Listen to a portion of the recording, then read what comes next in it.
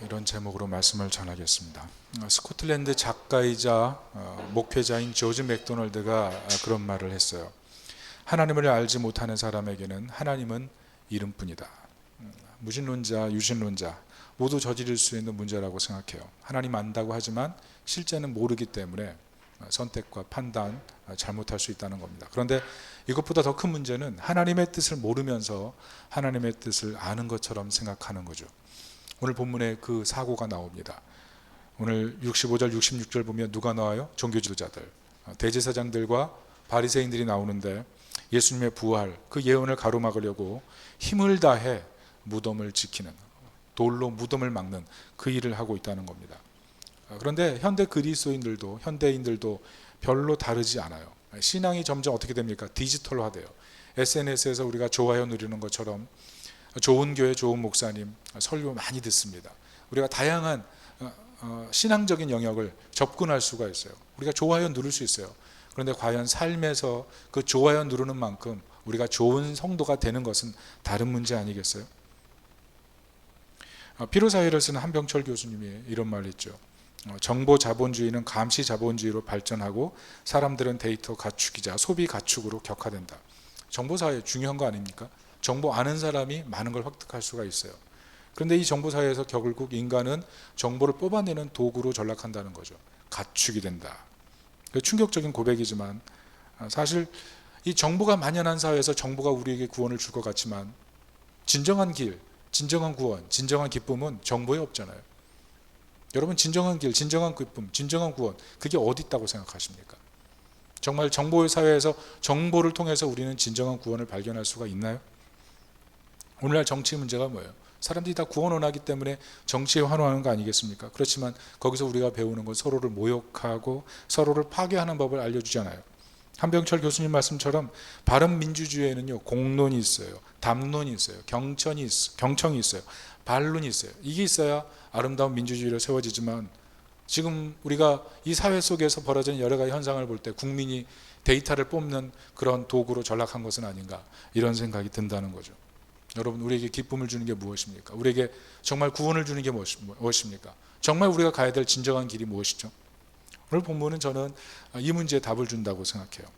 본문에 반복되는 단어로 우리가 좀 주목할 필요가 있는데요. 무덤이라는 단어입니다. 무덤. 여러분, 무덤이라는 것은 사실 굉장히 좀 무거운 주제예요. 그렇지만 그 무거운 주제 앞에 우리 모든 인간들은 다시 한번 인생을 어떻게 살아야 될지 자신의 사유를 바꾸는 그런 계기를 마련하게 돼요. 여러분, 메멘토 모리라는 말을 아실 겁니다. 고대 로마에서 장군이 원정 전쟁에서 승리하고 돌아올 때 수많은 행렬을 끌고 오는데 맨 뒤에서 노예들이 이렇게 외치죠. 메멘토 모리, 메멘토 모리.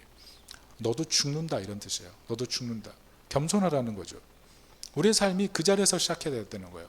오늘 본문의 예수 그리스도의 무덤 앞에서 서 있는 그 사람들을 보면서 우리는 어떤 삶을 살아야 될지를 한번 생각해 봐야 된다는 것입니다. 오늘 무덤 앞에서 의미 있게 행동하는 우리 두 부류의 사람이 있는데요. 첫째는 부자로 담대하게 헌신하는 아르마대 요셉을 볼 수가 있습니다. 57절 58절 우리 같이 한번 읽어볼게요. 시작. 저물었을 때 아리마대 부자 요셉이라 하는 사람이 왔으니 그도 예수의 제자라.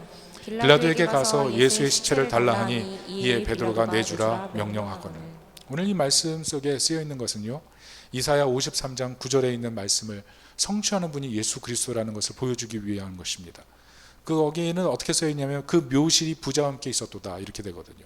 오늘 부자의 그 묘실이 누구 거예요? 부자 아리마대 요셉이 거라는 거예요. 그래서 구약의 성경의 말씀처럼 예수 그리스도가 부자의 묘실에서 죽임당했기 때문에 이분이 메시아다, 이런 선언을 하고 있는 겁니다. 그런데 우리가 여기서 또 하나 중요하게 생각해야 될 것은 바로 부자라는 단어예요. 부자라는 단어. 여러분, 부자가 가장 두려워하는 게 무엇인지 아세요? 물론 그렇게 생각하겠죠. 가난해지는 거. 그건 맞습니다. 그런데요, 몇백억 가진 부자가 100억 이자의 부자로 추락했을 때 그때 느낌이 뭔지 아세요? 우리는 그런 부자가 아니어서 그런 느낌을 가져보지 못했을 거예요. 그런데 저는 그런 분들을 좀 만나봤어요. 우리는 그래도 부자인데 별 문제 없을 거야, 이렇게 생각하잖아요. 그런데 그런 얘기를 하시더라고요. 몇백억짜리의 부자에서 그 호사를 누리다가 갑자기 몇십억짜리의 부자가 누리는 그런 부를 경험한다는 것, 그게 용납이 되지 않는 거예요. 그게 너무 고통스러운 거죠. 가난해지는 것보다 차라리 우리는 가난해지는 것보다 적정 수준의 부자가 되는 게 낫다고 생각하지만 차라리 적정 수준의 부자가 되는 것 자체가 자기 인생에서 너무나 레벨에 맞지 않는 삶이라는 거죠. 그게 고통스러운 것. 그게 사실 부자가 가진 두려움이에요. 잃어버리는 것, 자기의 레벨이 떨어지는 것, 그게 두려움이죠. 당시 부자들은 어떤 행위를 통해서 부자가 됐냐면 길드라는 상인 조합회를 통해서 부자가 됐습니다. 근데 보통 길드는 상인들이 모여서 뭘 중심으로 모이냐면 종교를 중심으로 모여요. 우상을 중심으로 모여요. 그런데 유대교는 뭐였어요? 하나님, 유일신 하나님만 섬기죠. 그런데 오늘 부자 아리마대 요셉이 오늘 본문에 하는 행동이 뭐예요? 예수님의 시신을 빌라도에게 받아서 많은 사람들이 다 할 수 있는 행위를 하죠. 예수님의 시신을 직접 염하고 있는 거예요. 더 놀라운 사실은 마가복음 15장에 보면 이분이 존경받는 공회원, 사내들인 공회원이라는 거예요. 이분이 오늘 하는 행동은 유대 사회에서 왕따가 되고 자신의 목숨을 거는 행동을 지금 스스럼 없이 하는 거예요. 자신의 모든 소유를 이제는 다 털리거나 더 이상 한 걸음도 나갈 수 없는 그런 지경의 선택을 지금 하고 있다는 거죠. 여러분, 성경은 오늘 우리에게 참 부자가 누구인가를 우리 가르쳐 준다고 생각해요. 여러분, 세상에 많은 부자가 있는데요, 정말 하나님이 기뻐하시는 참 부자가 누구입니까? 어떤 분들은 설교에서 돈을 얘기하는 거 그렇게 좋지 않다고 생각해요. 그리스도인들 중에서도 돈을 잘 구하지 못하는 그런 분들도 많은데요. 그러나 성경은 그렇게 얘기하지 않습니다. 저번에도 말씀드렸지만 웨슬리가 그렇게 말했어요. 할 수 있는 한 많이 벌라, 할 수 있는 한 많이 저축하라. 그리고 단서를 달았죠. 줄 수 있는 모든 것을. 다시 말해서 많이 벌고 많이 저축하는 이유는 뭐냐면 주기 위해서. 그게 건강한 기독교 정신이라는 거예요. 그런데 진짜 더 부자는 뭐냐면 물질로만 섬기는 것이 아니라 몸으로 즐겨 희생하고 몸으로 믿음을 보여주는 것. 그게 진짜 부자예요. 오늘 성경은 그런 부자의 자리까지 나가기를 우리에게 도전하고 있는 겁니다. 그리고 성경은 그 사람을 향해서 뭐라고 표현하고 있어요? 57절 보면 그 사람도 예수의 제자라. 예수의 제자. 그게 예수의 제자라는 거예요. 여러분, 우리가 분명히 알아야 돼요. 성경은 아리마대 요셉을 처음부터 아주 열심히 있는 그런 제자로 결코 표현하지 않습니다. 그런데 오늘 자신이 제자임을 분명히 밝히면서 예수의 시신을 염하는 사람, 딱 한 사람. 물론 다른 성경에 보면 니고데모도 같이 합조를 하는데요. 여러분, 어떻게 이것이 가능합니까? 주와 함께 살고 주와 함께 죽기로 결심한 그 믿음이 있기 때문에 그래요. 우리는 여기서 제자의 모습을 발견하는 거예요. 여러분, 제자는요, 완성된 제자가 없어요. 누구나 두려움이 있어요. 믿음의 길을 갈 때, 예수의 길 갈 때, 제자의 길 갈 때 처음부터 그게 만만한 길이 아니에요. 어떤 사람은 예수 믿으려고 하다가 자신의 재산이 조금 더 손해가 되고, 예수 믿다가 자신의 시간이 손해가 되고, 예수 믿다가 무엇인가 자신의 삶에 너무 큰 변화가 있어서 자신의 문화가 깨트려질까 봐 더 적극적으로 예수 믿는 길에 들어오지 못하는 사람도 얼마나 많은지 몰라요. 그런데 예수님께서 뭐라 하지 않으셨어요. 뭐라 하지 않으시고 기다리셨잖아요. 오늘 저는 무덤에 계신 예수님, 그 예수님을 좀 봤으면 좋겠어요. 오늘 아리마대 요셉에게 예수님 아무 말씀하지 않으셨어요. 그런데 아리마대 요셉이 무덤에 계신 그 예수님, 어떻게 보면 무덤 속에서 기다리셨을지 몰라요. 아리마대 요셉이 오시기를, 아리마대 요셉이 와서 자신을 염하기를. 그 성숙의 길로 아리마대 요셉이 지금 나온 거예요. 여러분, 주님께서는 이렇게 우리가 성숙하기를 원하십니다. 다 미성숙해요. 실패도 있고 낙심도 있고 인격적으로 거칠고 생각하는 것도 아직 세속화돼서 아직 교회에 와서 뭐가 뭔지도 잘 모를 수도 있어요. 그렇지만 괜찮아요. 아리마대 요셉을 보세요. 그도 처음엔 죽음이 두렵고 명성을 뺏기기 두렵고 재산을 잃어버리는 것이 두렵고, 그래요, 다 두려웠어요. 그러나 예수님의 죽음 앞에서 자신이 정말 무엇을 걸어야 되는지를 발견한 거예요. 그래서 주와 함께 살고 주와 함께 죽기 위해서 그 자리에서 스스럼 없이 자신의 인생을 거는 것. 성경의 고백을 봐야 돼요. 이 사람도 예수의 제자라. 완성되지 않은 모습 그대로 주님 따르는 그것 자체도 의미가 있는 거예요. 여기 내 신앙이 좋지 못해요, 그렇게 생각할 수도 있어요. 그럼 걱정하지 마세요. 기다리시는 예수님 계세요. 그 예수님 앞에서 믿음이 연약할지라도 한 걸음 한 걸음 더 나가서 완성하시는 그 주님 바라보며 두벅두벅 믿음의 길 걸으시기를 예수님의 이름으로 축복합니다. 둘째는 자리를 지키는 여성들을 보십시오. 오늘 61절인데요. 다 같이 읽어봅니다. 시작. 거기 막달라 마리아와 다른 마리아가 무덤을 향하여 앉았더라. 헬라어로 앉았더니 이 말은 현재 분사예요. 다시 말해서 계속 그 장례를 이 여성들이 지켜봤다는 거죠. 이런 말이 있어요. 못생긴 나무가 산을 지킨다. 이 잘생긴 나무, 웅장한 나무, 쓸모있는 것 같지만 정말 웅장한 산과 자연을 만드는 것들은 결국 못생긴 나무다. 이런 얘기죠. 어떤 의미예요? 현재의 삶에 어떻게 보면 여기 나온 여인들은요, 가장 별 볼 일 없는 여인인지 몰라요. 아들을 잃어버렸어요. 막달라 마리아는 귀신 들렸던 여인이에요. 사회적으로, 문화적으로 어떤 핸디캡이 있죠. 어떤 문화적 멍해가 있는 사람들이에요. 그런데 지금 예수 그리스도를 향하여 앉아있는 이 모습을 통해서 예수 그리스도의 그 죽음과 예수 그리스도 장사 지내고 무덤에 돌로 매이는 그 모든 환경을 보고 장차 초대교회의 복음의 영광을 전가할 사람, 오늘 이 여인들이라는 것이죠. 그러므로 우리가 본문을 통해서 발견하는 것은 지금의 나의 모습을 보고 결코 낙심하지도 말고, 지금의 나의 모습을 보고 결코 포기할 필요도 없는 거예요. 인내하고 버티고 믿음을 지키면서 꿋꿋하게 나가는 길, 거기에 영광이 언젠가 있다는 것입니다. 지난주 금요기도에 일본 선교사님 오셔서 말씀 전하셨는데요, 제가 그 선교사님 볼 때마다 항상 느끼는 것은 어떻게 이렇게 이름 없이 빛 없이 이렇게 헌신할 수 있을까 하는 생각이에요. 10년 동안 월급 받지 않으셨대요. 그리고 최근 받기 시작했는데 월급 86만 원이래요.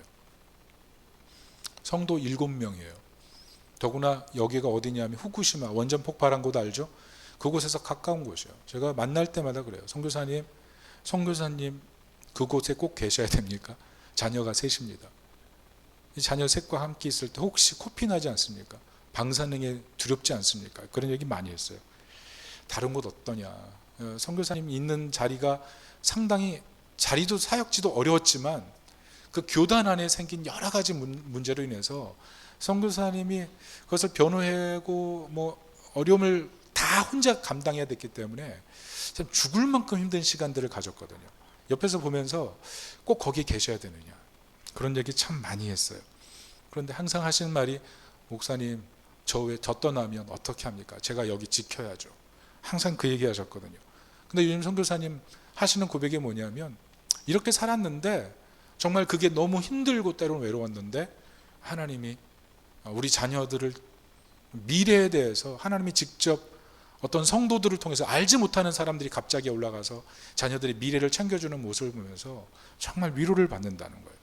저는 그분에게 하나님이 더 그렇게 긍휼을 베풀어 주시고 은혜 베풀어 주시기를 소망할 수밖에 없어요. 자리를 지키는 것, 그 자리를 지키는 것, 거기에 의미가 있다는 거죠. 우리 부교육자들, 여러분 어떻게 생각하실지 모르겠어요. 한국 사회에서는 이 부교육자들 하면 부교육자라는 말로 담임 목회자보다 좀 못한 존재로 이렇게 생각이 되는 경우가 많은 것 같아요. 그런데 사실 저는 그렇게 생각하지 않습니다. 우리 부교육자들요, 저보다 훌륭한 사역자들이에요. 저보다 더 훌륭한 사역자가 되고 한국교회에 정말 필요한 사람들이 될 겁니다. 저도 교회 세우면서 맨땅 헤딩했어요. 정말 이걸 갖다 MH 개척이라 그래요. MH, 맨땅 헤딩. 그래가지고 맨땅 헤딩하면서 쉽지 않았거든요. 그래서 사역 쭉 했는데 어느 날 교육자 한 분 한 분씩 더 세워지고, 우리 교회가 다음 세대에 정말 마음이 많기 때문에 우리 교회 재정적인 여러 어려움이 있지만 우리 교육자님들 계속 모셔서 다음 세대를 준비하고 있어요. 그런데 제가 그 고충을 몰랐는데 생각해 보니까 이분들도 맨땅 헤딩이에요. 뭐가 있어요? 자원이 어디 있어요? 사람이 어디 있어요? 돕는 사람이 어디 있어요? 맨땅에서 그냥 일구면서 지금까지 달려온 거예요. 그분들의 누구와 그 사랑을 생각할 때 어느 순간 정말 너무나 고맙더라고요. 여러분 혹시라도 개척교회 우리 계신 교육자님이라고 해서 혹시라도 그런 분들은 안 계시겠지만 우리 교육자들 더 소중히 생각해 주시고 귀하게 생각해 주시고, 여러분 개척교회에 있는 사역자들 별로 없어요. 개척교회 누가 와요? 대우도 받지 못하고, 그리고 사람도 많지 않고 박수 받을 기회도 별로 없잖아요. 그런데 그 자리에서 자리를 지키고 하나님 나라를 위해서 꿈과 비전을 붙들고 있는 분들, 그게 소중하다는 거죠. 저는 우리 성도들도 마찬가지라고 생각해요. 지금 여기 우리가 손카페에 와 있지만 여기까지 오기까지 얼마나 수고하고 이름 없이 빛 없이 자리 지키고 충성하고 꾸준하게 비가 오나 눈이 오나 마음 흔들리고 어려울 때 많았겠지만, 제가 그 마음을 모르는 게 아니에요. 제가 여러 번 그런 마음을 여러분에게 전하고 싶지만 때로는 다 누르면서 끝까지 그냥 기도만 했어요. 그 힘들고 어려운 시간 저도 겪었거든요. 예전에 저도 예전에 제가 다니던 모교회를 떠나가지고 한 20년 다닌 모교회를 떠나서 어떤 교회로 갔을 때 그 교회 작은 한 80명밖에 안 되는 교회, 청년부 8명 7명 있는 그 교회 가서 3년 4년 5년을 있는데도 내 교회 같은 생각이 들지 않고 늘 이방인 같은 생각이 들더라고요. 그 고독함, 그 고독은 누가 아무리 가까이 다가가도 해결해 줄 수 없는 고독감이었어요. 그 고독감, 제가 할 수 있는 건 기도밖에 없었죠. 그런데 우리 성도님들이 그 고독감을 이겨내면서 이 자리를 버티고 이 자리까지 와서 같이 예배드리는 것, 저는 그것이 얼마나 귀하고 소중한지 몰라요. 근데 중요한 것은 그렇게 버티고 자리를 지키고 믿음으로 가는 그 모든 상황들을 하나님 아신다는 거예요. 우리 인생 살면서 얼마나 슬플 때가 있어요. 얼마나 고적할 때가 있어요. 근데 그 모든 상황들을 아시는 거죠. 오늘 여기 본문에 나와 있는 여인들을 보십시오. 제자들 다 도망갔어요. 딱 2명 남았어요. 사회적으로 너무나 힘없는 여성들이에요. 그런데 주와 함께 죽고 주와 함께 살기 위해서 그 자리에서 예수님의 장례를 지켜보는, 장례의 자리를 지키는 이 여성들, 주님이 결국 초대교회 별과 같이 사용하시잖아요. 이들을 통해서 하나님 나라를 세우시잖아요. 여러분, 낙심할 일이 굉장히 많습니다. 그러나 그 자리에서 믿음으로 그 자리를 지키다 보면 하나님이 일하시는 것을 보게 될 때가 있을 겁니다. 어떤 상황에서도 흔들지 말고 믿음 지키고 나가는 하나님의 사람 되길 원합니다. 오늘 특별히 세 번째 인물들은 뭡니까? 세속화된 종교인들 보여주죠. 여러분, 62절 보면 이 사람들이 뭐라 그러냐면, 저 속이던 자가 살아있을 때 말하다 내가 사흘 후에 다시 살아나리라 한 것을 우리가 기억하노니. 이 사람들은요, 예수 그리스도의 입을 통해서 수없이 예수님이 다시 살아난다는 얘기를 들었어요. 그래서 했던 일이 뭐냐면 돌로 문을 받고 경비병을 세워서 누구도 시신을 도굴하지 못하도록 막는 것뿐이었어요. 여러분, 이게 바로 종교예요. 하나님의 뜻 안에 바로 서 있지 못하면 하나님의 뜻과 정면 대결하는 쪽으로 갈 수밖에 없는 거예요. 어떤 사람들이 하나님을 이름으로만 아는 사람들이에요. 하나님의 본성에 결코 참여 본 적이 없는 사람들이에요. 자신의 명예와 권력에 집착하니까 결국 빌라도와 결탁하잖아요. 세속 권력과 결탁하지 않습니까? 그게 바로 종교예요, 종교. 여러분, 우리가 이 종교의 위험에 빠지지 않는 방법은 간단해요. 우리 교회가 하나님의 집이라는 사실을 기억하는 거예요. 내가 이 자리에 앉아있지만 이것이 그리스도의 몸이고 내가 그리스도의 몸으로 초청받았다는 사실을 잊지 않는 거예요. 이 교회와 있지만 이것이 세상적인 운영 논리로 교회가 운영해야 되는 것이 아니라 하나님의 높은 하나님의 뜻이 이것을 이끌어갈 때 진정한 교회가 될 수 있다는 사실을 기억하고 나아가는 것, 그게 참교회가 되는 법인 줄 믿습니다. 여러분, 우리가 종교가 되기 시작하면 그때부터는 건물 보고요, 그때부터는 수 보고 그렇게 판단하는 거예요. 제가 이번에 한국개혁주의연구소에서 주최한 한국 선교사 탐구 강좌를 들으러 갔어요. 거기 있는 교수님 한 분이 저를 초대하셨기 때문에 가서 그 이눌서 선교사와 한국교회 이런 강의 주제를 연달아 들을 수 있었습니다. 근데 제가 그 강의를 들으면서 노렸던 사실은 뭐냐면 1907년도에 한국교회 선교사 숫자가 몇 명인지 아십니까? 38명이에요. 그리고 한국 땅 전체 장로가 몇 명인지 아십니까? 40명이에요. 40명. 총 78명밖에 안 돼요. 숫자로 보십시오. 얼마나 초라한 숫자입니까? 그런데요, 1907년에 평양 대붕이 일어났어요. 우리가 인간적으로 계산할 때는 78명밖에 되지 않잖아요. 그런데 하나님께서 그 78명을 통해서 세계 교회사 속에 한 획을 긋는 평양 대붕 사건을 일으키셨어요. 그리고 평양의 시장에 철수하고 전국에 부흥이 퍼져나갔죠. 무슨 말이에요? 하나님은요, 수를 보고 일하는 분이 아니에요. 진정한 믿음이 있는 사람, 비록 수가 작아도 진정한 믿음이 있고 하나님을 향해 그 마음을 지키고 뜻을 지키고 그 중심으로 하나님께 나아가는 사람을 통해서 하나님이 하나님의 일들을 이루시는 줄로 믿습니다. 우리가 이런 믿음의 사람, 이런 하나님의 뜻을 붙드는 하나님 백성이 되시기를 축복합니다. 우리가 이 세 가지 모습을 보면서 깨닫는 것이 무엇입니까? 결국 하나님의 뜻 안에서 살아가는 삶에 능력이 있는 거예요. 하나님의 뜻 안에 살아가는 삶, 여기에 지혜가 있는 거예요. 예수의 길, 믿음의 길, 성도의 길, 이 길이 때로 척박해 보여도 이것이 가장 옳은 길, 이 하나님의 뜻 안에 살아가는 삶에 진정 능력이 있다는 거예요. 저는 우리 교회 다솜교회 성도님들이 이 하나님의 뜻을 붙들고, 비록 우리가 교회가 작고 건물이 카페를 빌려서 예배드리지만, 그래요, 솔직히 전 여기가 더 좋아요. 이 카페에서 예배드리는 거 전혀 부끄럽지 않아요. 전 너무 영광스럽고 너무 좋은 걸요. 그렇지만 비록 혹시라도 숫자가 작고 여러 가지 열악한 상황을 볼 때 낙심하는 분이 있다면, 그러나 하나님이 수를 보지 않고 우리의 그 진실한 믿음을 통해서 선한 영향력을 미칠 수 있는 분이라는 것을 기억하면서 우리 한 사람 한 사람이 세상에 하나님의 영광을 드러낼 도구로 부르심을 받았다는 것을 기억하고 자리 지키고 믿음의 역사 속에 동참하는 하나님 사람 되기를 예수님의 이름으로 축원합니다. 중요한 건 하나님의 뜻이에요. 하나님의 뜻. 여러분, 하나님의 뜻이 무엇입니까? 여러분, 하나님의 뜻을 어떻게 알 수 있습니까? 제가 오늘 여러분에게 추천하고 싶은 것은요, 하나님의 뜻을 알기 위해서 렉시오 디비나 추천합니다. 렉시오 디비나. 영성신학이라는 책을 쓴 사이먼 찬이라는 분이 계신데 그분이 렉시오 디비나를 이렇게 설명합니다. 중세 카톨릭에서 사실 많이 사용했던 방법이고 지금도 카톨릭에서 하고 있고 많이 정형화된 방법인데요, 이것은 성경을 읽는 렉시오, 그리고 묵상하는 메디타치오, 그리고 기도하는 오라치오, 그리고 네 번째 성경을 삶에 적용해서 하나님이 내 삶을 성찰하셔서 내 삶이 하나님의 선교가 되는 과정이 있는 콘템플라치오, 이 네 가지 과정을 지냅니다. 결국 어떻게 되는 거예요? 하나님의 본성에 참여해요. 하나님의 본성에. 하나님 말씀을 통해서 묵상하고 읽고 기도하고 성령에 이끌려서 하나님의 본성에 참여하기 때문에 결국 내 뜻이 아니고 하나님의 뜻에 굴복되고 삶의 하나님의 영광에 참여하게 되는 것, 그게 렉시오 디비나예요. 왜 네 가지로 얘기했을까요?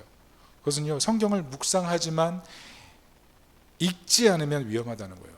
기도는 하지만 묵상하지 않으면 그거 해롭다는 거예요.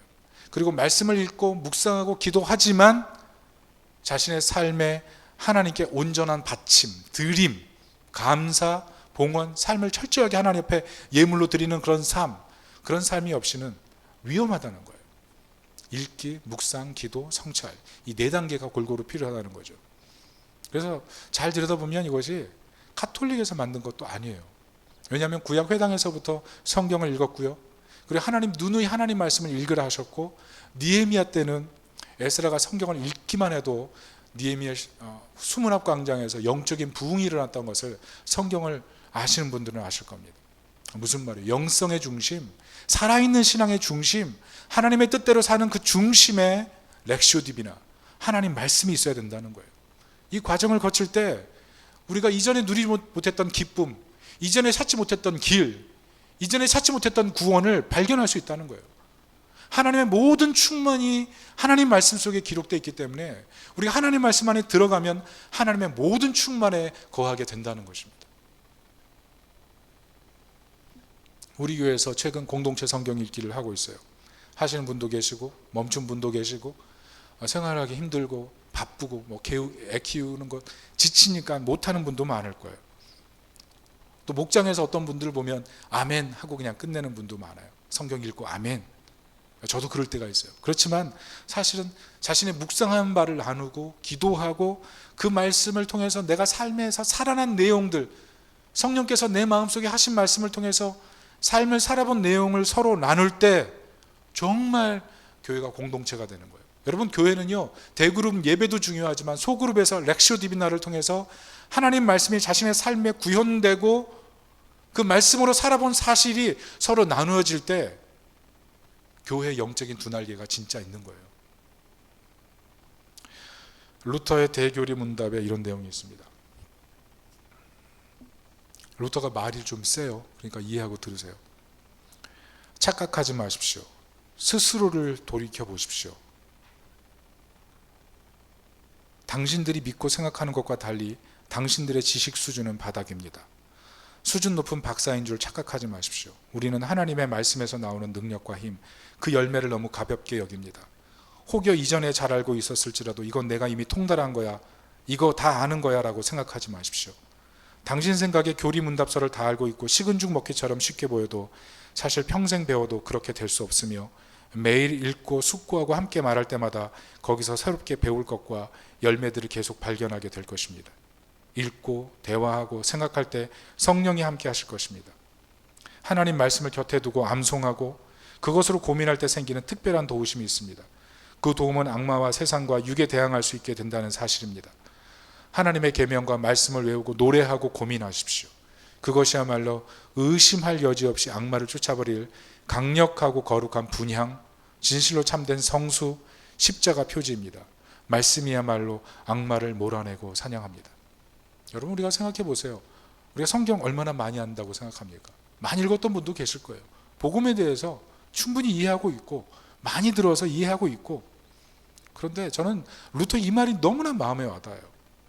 우리가 알면 얼마나 알겠습니까? 평생 알아도 늘 새로운 것. 저도 성경 많이 읽었어요. 특별히 신학교 신대원 준비하면서 성경을 1년에 정독으로 사독을 한 뒤에는 성경이 몇 장에 무슨 내용이 무슨 글자가 있는 것까지 완벽하게 기억할 정도로 그렇게 성경 공부했어요. 지금은 다 거의 지금 많이 까먹었어요. 그렇지만 제 마음속에서도 내가 성경 알아 이런 교만이 있거든요. 근데 루터의 고백을 보면서 그게 아니에요. 사실 다시 보면 또 새롭잖아요. 다시 보면 또 새롭고, 그게 성경이잖아요.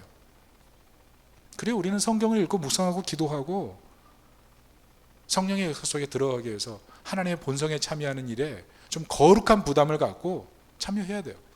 그럴 때 사탄을 몰아내고 루터의 말처럼 사냥하기까지, 내 심령을 지배하고 내 인생을 지배하는 원수의 어떤 시험을 사냥하기까지 되는 그런 놀라운 변화가 일어난다는 거예요. 분명히 이 자리에 연약한 분들 계십니다. 저도 마찬가지예요. 연약해요. 상처도 있고 삶에 힘든 부분이 있죠. 그러나 말씀을 읽어보십시오. 붙들고 묵상하고 기도하고 컨템플라죠. 삶에 적용해 보세요. 성령의 역사를 느낄 수가 있고 하나님의 모든 충만에 거하는 그 영광을 맛보게 된다는 거죠. 오늘 본문의 부자 아리마대 요셉, 그리고 여인들의 믿음을 보십시오. 이것이 그냥 나온 게 아니에요. 예수님을 읽었어요. 예수님을 들었어요. 예수님을 묵상했어요. 기도했어요. 성령의 인도를 따라서 지금 여기 지키고 있는 거예요. 두려움 없었겠어요? 약함 없었겠어요? 그런데 성령의 역사 속에 이 모든 일을 했을 때 얼마나 영광이 있습니까? 무엇보다도 왜 이것이 가능해요? 돌로 예수님을 막을 수가 없는 거예요.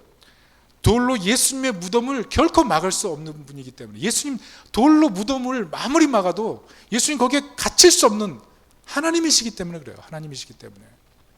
만약 예수 그리스도가 하나님의 아들이 아니라면 우리가 여기서 나오 예배 드릴 필요가 없죠. 하나님 말씀을 읽을 필요가 없죠. 렉셔 딥이나 뭐하러 해요? 그러나 정말 그분이 말씀이 육신이 돼서 이 세상에 오셔서 우리를 위해 모든 것을 주신 하나님의 아들이라면 말씀을 읽을 때 그리스도를 알게 되는 거예요. 말씀을 읽을 때 하나님을 알게 되는 거예요. 말씀을 읽을 때 성령의 삶을 살게 되는 거예요. 말씀을 가까이 하십시오. 내 사랑 콩깍지, 제가 계속 얘기해서 여러분 지겨우시죠? 드디어 종영됐어요. 끝났어요. 더 이상 이제 얘기 안 할 건데 한 번만 더 얘기할까요? 거기 아이 미리네가 나옵니다. 아버지를 잃었어요. 홀어머니와 함께 친가 가족들과 사는데요, 어머니가 구박받는 거 많이 봐요. 어느 날 엄마에게 잘하는 아저씨가 나타나죠. 근데 그 아저씨를 보면서 아버지의 향기를 느껴요. 그리고 가족들에게 얘기해요. 나 이 아저씨가 내 아빠가 됐으면 좋겠어. 근데 사실 가족이 될 수가 없어요. 왜냐하면 그 아저씨의 집안이 자기 아빠를 사실 죽게 했거든요. 원수의 집안이에요. 사랑할 수 없어요.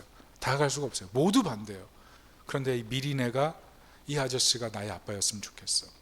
그 말 한마디에 정말 그 강박하던 시어머니의 마음이 녹고 온 가족의 마음이 녹는 거예요. 그래, 사랑한다면, 이 아이에게 아빠가 필요하다면. 제가 그 드라마 보면서 잘 안 우는데 정말 몇 번을 보면서 눈물을 적셨는지 몰라요. 갱년기라서 그런가요? 많이 울었어요.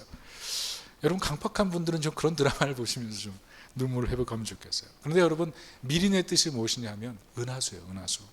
밤하늘에 떠있는 수많은 별의 무리, 그게 은하수잖아요. 이 드라마는요, 캄캄한 밤과 같은 그런 어둠 속에 있는 한 가족을 비춰주는 거예요.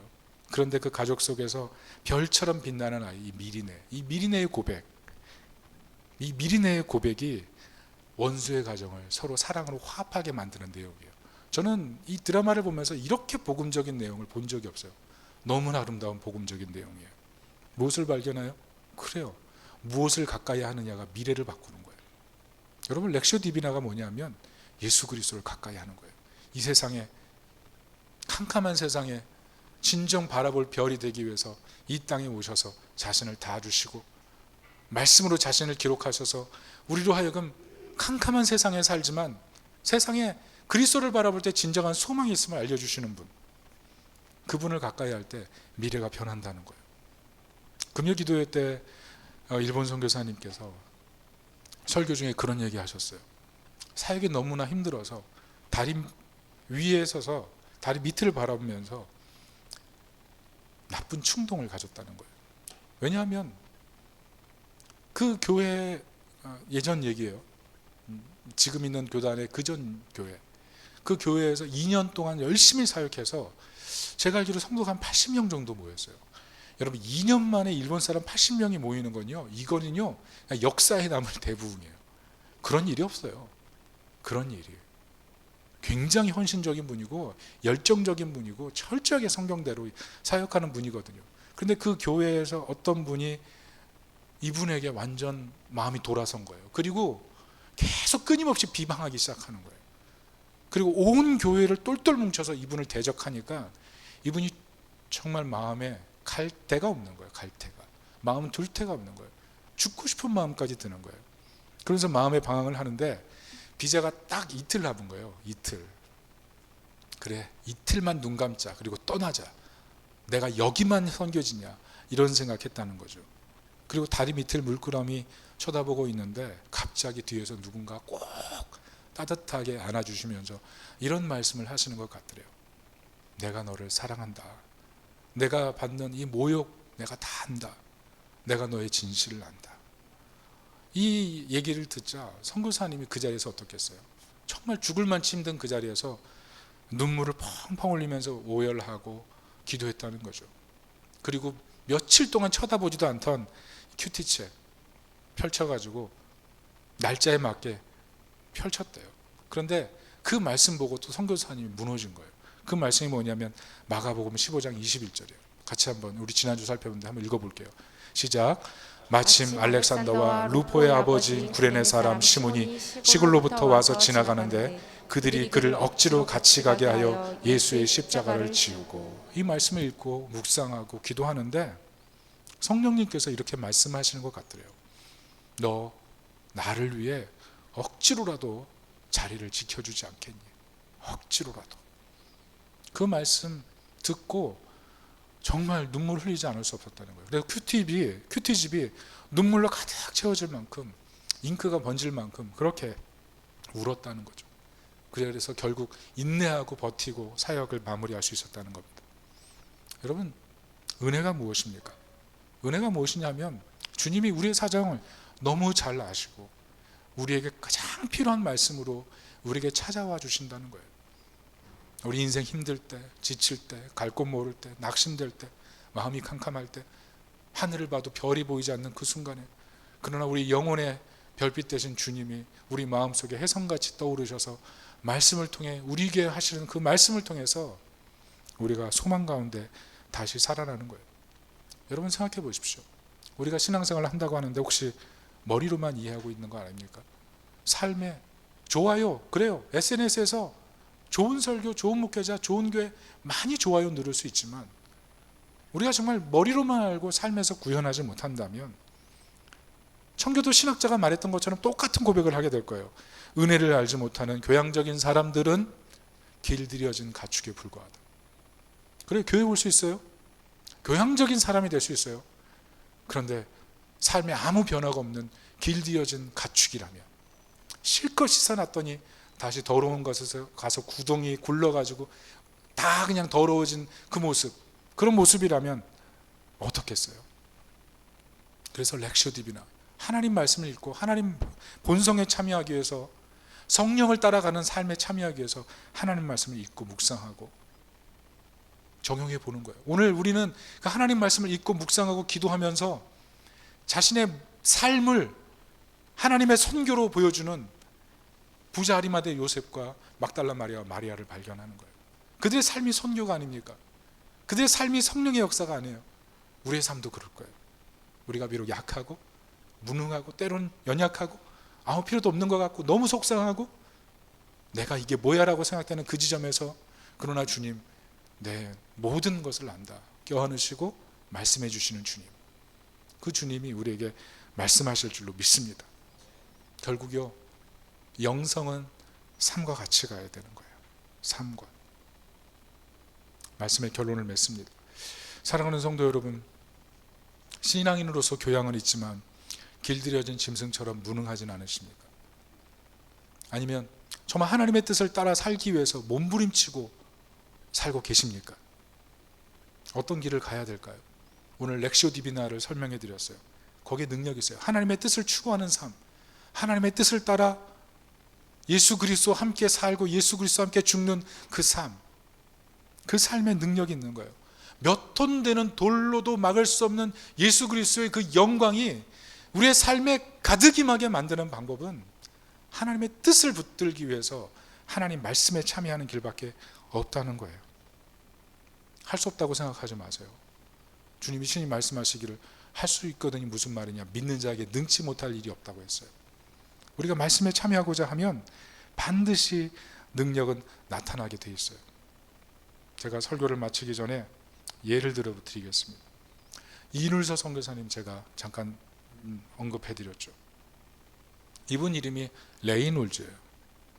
이분이 어떤 분이냐면 남부 면화재배에 성공한 사업가의 아들이에요. 여러분, 면화재배 우리 생각하면 우리 뭐 한 1000평, 10,000평 이렇게 생각하지만 미국 텍사스나 그 남부 지방으로 가면요 10만 평, 100만 평이에요. 끝이 보이지 않아요. 끝이. 그런 곳에서 면화재배에 성공한 기업가의 아들이라고요. 한평생 노후가 보장되어 있는 거예요. 한평생에 흥청망청 써도 그 돈을 다 소비할 수 없는 사람. 머리도 아주 좋았어요. 5개 국어가 돼요. 라틴어, 헬라어, 그리고 독일어, 프랑스어 완벽하게 구현하고, 언어 능력이 하도 탁월해서 박사과정에 산스크리트어를 전공해서 고고문학으로 가려고 했던 사람이에요. 그런데 그렇게 진로를 준비하던 어느 날 하나님 말씀을 읽다가 영혼을 사랑하시는, 특별히 이 땅 조선반도에 있는 영혼을 사랑하시는 하나님의 마음을 받고 자신의 모든 영광을 내려놓고 한국 땅에 오는 거예요.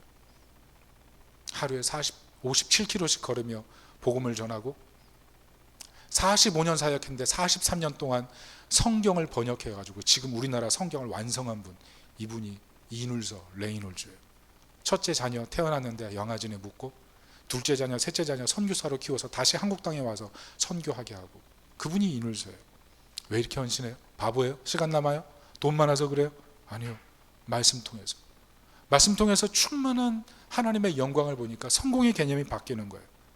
하나님 말씀 안에 사는 게 성공이라는 사실을 붙든 거예요. 그것이 진정한 성공 아니겠어요?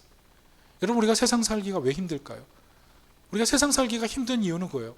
성공의 개념이 하나님 안에서 성공, 하나님의 뜻 안에 성공이 아니고 내 뜻 안에 성공이니까 그런 거 아니겠어요?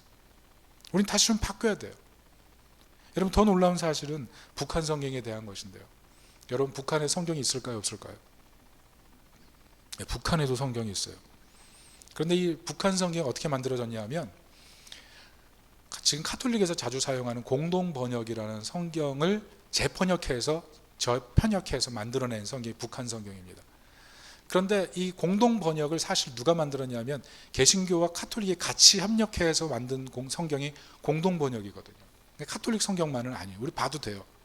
그런데 이 공동번역을 가지고 재편역해서 북한 성경을 만든 사람이 누구냐 하면 이영태라는 사람이에요. 이영태.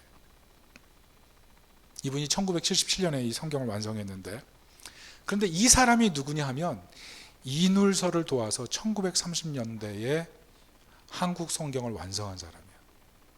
이 사람이 북한에, 한국에 남한에 내려오지 못하고 북한에 남아가지고 겨우겨우 믿음을 지키고 있다가 마지막 숨 거둘 때쯤에 하나님께서 이 일을 맡기셔서 마지막 자신의 마지막 호흡을 불태워가면서 만든 성경이 바로 지금 북한에서 쓰는 성경이에요. 더 놀라운 것은요, 이 사람이 누구냐면 토마스 선교사가 대동강면에서 1890년인가요? 순교할 때 성경 뿌렸잖아요.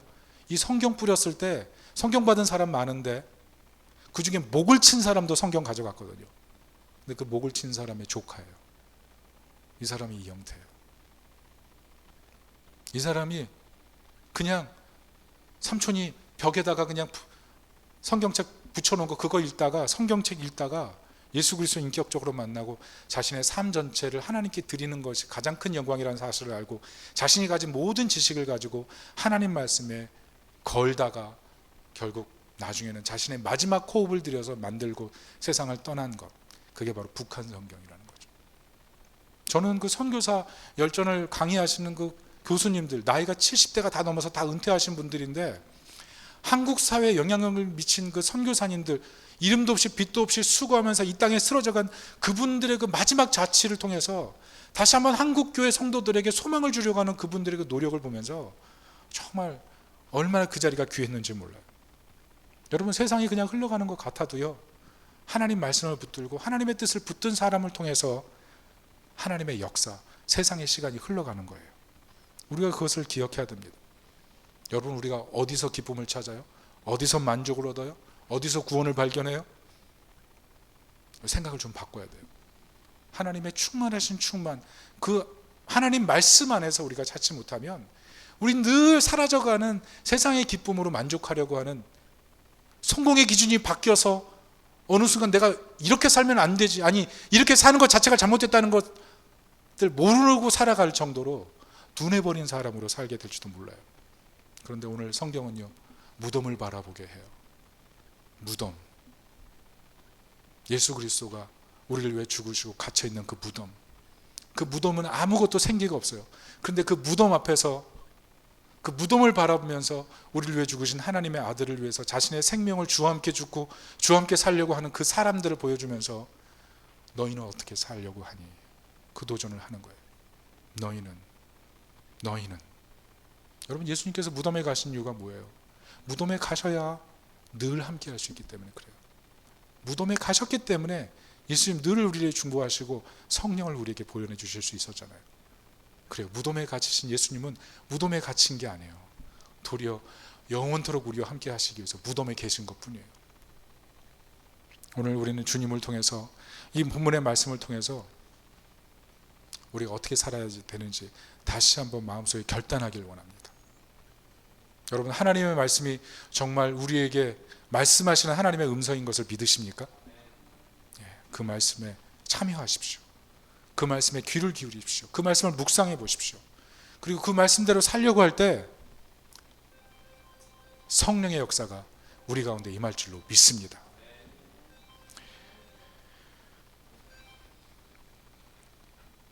우리 예수의 길, 우리 이 찬양 같이 한번 부르겠습니다.